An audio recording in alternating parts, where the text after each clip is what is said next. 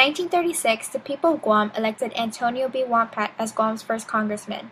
Then in 1972, Wampat was elected as a youth delegate. The Organic Act of Guam gave Guam limited U.S. citizenship and the right to form a civil government. The Department of Interior drafted the Organic Act.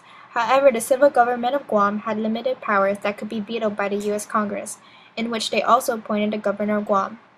In summary, Congress had the right to take away our citizenship and had the final decision in what happens to Guam. The Organic Act also defined the term Chamorro as any bodied person on island Guam when it was signed on August 1950. This led to controversy of who is a Chamorro and what determines them. This is an important issue because it still remains as an unanswered question today. The first Constitutional Convention was held in 1969, where the civil government tried to revise the Organic Act. The second Constitutional Convention was held in 1970 in hopes of replacing the Organic Act to Commonwealth status.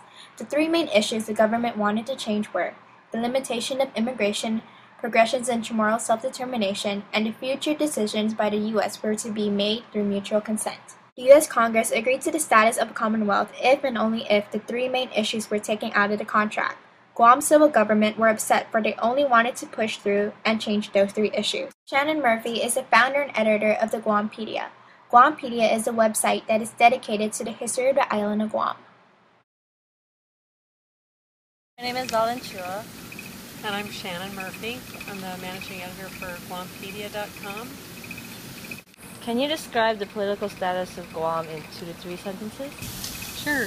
Guam's an unincorporated territory of the United States. It's actually a colony of the United States. In your opinion, why do you think that a constitution is important to Guam? I'm not really sure that a constitution is a step that Guam needs to take right now. We've tried it already here twice and it didn't really succeed, but it might be a good idea, but it's really up to the Chamorro people to choose what the next step is going to be in Guam's political status, since this is the homeland of the Chamorros and they need to make a decision for themselves on what we need to do with Guam's political status. The Constitution might be one of the avenues that's discussed, but I'm not really sure that's the one that they would want to take. What do you think are the advantages and disadvantages of having a constitution?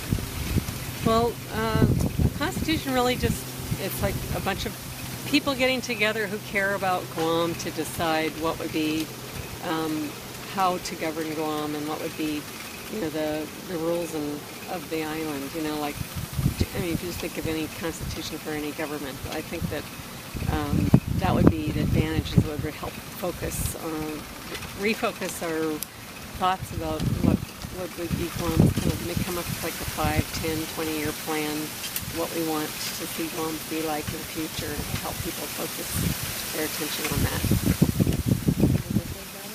The disadvantage? Well, I just don't know if it would work or go anywhere. It would just not be, a lot of work that goes into it and then not be adopted like what happened the other 2 times that we've had them. So I just, that's only my worry, is that it would be a wasted effort. Many problems were raised at the Constitutional Convention, such as who has the right to vote for Guam's political status and what determines a Chamorro. Can you comment on these issues? Sure. Yeah, it's always been a problem because a lot of people have settled on Guam and made it their home, and so they want to have something to say about Guam's future. But it's already been discussed so many times, and I really agree with what has been decided, is that the people who would be deciding about Guam's political status would be just the Chamorro people, and that is defined as really any. They don't have to be Chamorros, but anybody who got made a U.S. citizen when the Organic Act was signed, and their descendants. So that's in 1950. Everybody was here in Guam in 1950, whether they're Chamorro or not, and became a U.S. citizen by that process or that act. I think that's a good way to go, and that we should stick with that. Some people are hesitant in the decolonization of Guam for many reasons, such as due to limited resources, Guam cannot protect itself. Do you have any thoughts on these claims? Yeah, I think that they're just fear of the unknown, because I look at around Micronesia and see that all these other islands have become decolonized and have their own political status. For instance, Palau and the FSM. What they have is a compact with the United States, which allows them to. It sets it up so that the U.S. would continue protecting the island, and at the same, but we would still have our independence to make our own decisions about things. And it also arranges the financial setup, and there's all those things that would need to be renegotiated. For instance, all the land that the bases are on, that could be something that could be leased to the U.S. if Guam were independent for a free association of the United States. I think what we really need to do is create financial models of these different ideas for Guam's future, and then try and really look at them financially and let people see what works. I don't think we have to go back to the time when people were just caught fish and grew their own food, which is a lot of people seem to think that's what we'd have to do. I don't think so. I think Guam is economically very viable. It's just people have to have the confidence to actually to do it. But before we have that, we need something to help us see how that would work. But just really, if you look at Palau or maybe a lot of islands in the Pacific have arrangements like this with bigger nations, and it seems to work out just fine. We could probably even do it better because this island has a great location.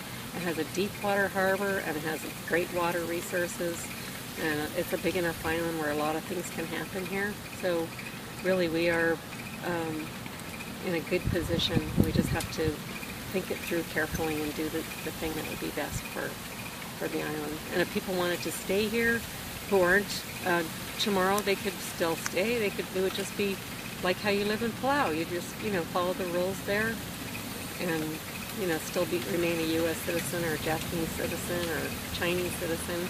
I think it'd be great. This decision of self-determination not only affects the state, but the future of Guam, our children and our grandchildren, and many generations to come.